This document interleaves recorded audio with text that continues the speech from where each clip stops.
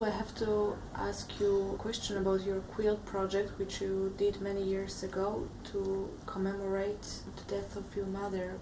Do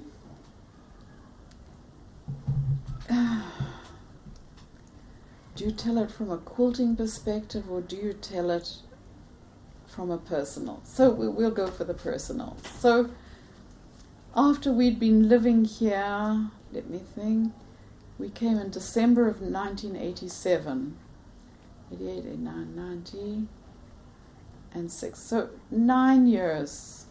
So 7 years after we had been living here. We, being my family, my sister, and her one daughter, we invited my mother, who was still living in Johannesburg, to come and live with us. We felt that seeing she had 3 out of her 4 children in Israel, this is where she should be, and she was very thrilled about that, and she came to live with Larry and I and our 3 children. And it was great. She contributed to our household, and that helped us a lot. And my mother also, from day one, although she'd been to visit us quite a number of times since we'd left South Africa, she loved Israel. It comes back to the Yiddish. My mother used to get on the buses, and straight away, because she didn't speak Hebrew yet, she would find somebody to speak to in Yiddish. Very often it was the bus driver, and that's why she never had any problem. She spoke to him in Yiddish. But she always found somebody who spoke Yiddish on the bus, and she was always happy traveling. From somebody who I don't believe had ever taken a bus until she came to Israel. She looked forward to all her bus journeys, and because she would be speaking Yiddish on the bus. Anyway, my mum was with us for 2 very happy years, and one day they went off to Dizengoff Center. It was Erev Purim, which is the Jewish festival of Purim, and it was the 4th of March 1996. My mother and sister went into the heart of Tel Aviv, a place called Dizengoff Center, and they went to see my sister's daughter was trying on her wedding gown, and they were in Dizengoff Center.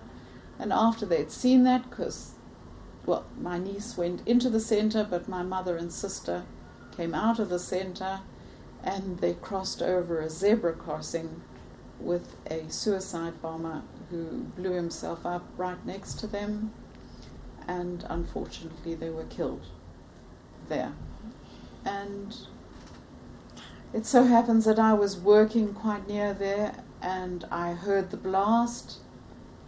I didn't know at that stage that my mum and sister were there, and I quickly rushed home because I knew that there would be a lot of traffic jams if there was a blast nearby. There had been several that same week, and I came home very quickly. I walked to get a bus, and I got home. Within minutes, it was just when cell phones were coming into that most people were, no, not most, a lot of people had cell phones, and I had calls from my husband and a couple of other people asking was I okay, because they knew I worked near Dizengoff Center. Anyway, I made my way home, and that was it exactly. The blast was about 3 minutes past 4 o'clock. I left by 10 past 4. I'd left. It took me a long time to get home. Anyway, by 6 o'clock in the evening, I realized that neither my mother or my sister had phoned to see if I was okay, which normally they would have done. And I started asking questions. Where were they? And my sister's husband phoned and said, well, he was supposed to meet my sister at the synagogue for Purim prayers, and she hadn't turned up.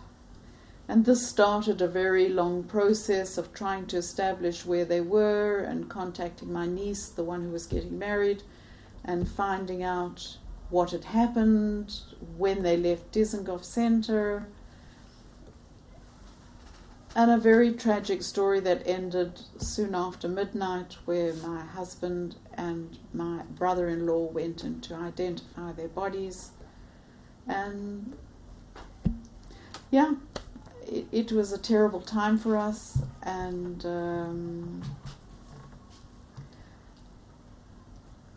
anyway, 9 years after that came this quilt project.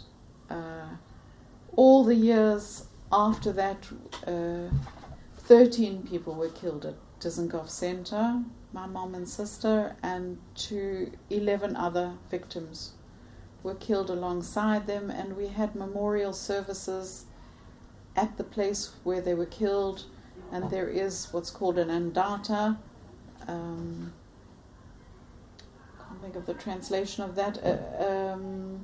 Not a statue, a memorial that stands on the corner of King George and Dizengoff Street. We had services there every year, and I just started quilting, and I'd never made a quilt about people. I'm a traditional quilter, and I make traditional patterns, blocks. I'd never known even that you could tell a story in pictures and then put those pictures into fabric. And I met some very special people in my quilting group, and I said that I wanted to make a project about all the victims that were killed alongside my mom and sister.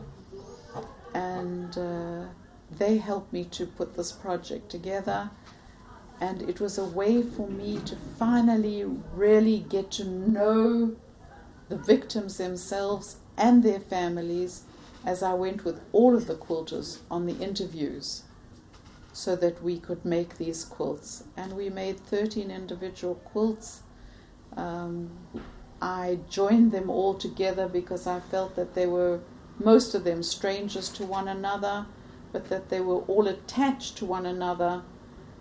So I connected them all in the quilt, and I started giving lectures about the quilt and introducing the world to real victims of terror who weren't just statistics. I got a terrible hang-up after Dizengoff that my mom and sister were just numbers.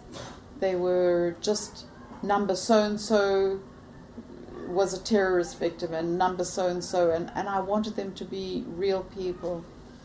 And the first time the quilt was given out was at the 9th year, and it was very, very meaningful. And I took that quilt to Australia, to England, to South Africa, and I gave about 60 lectures here in Israel about it.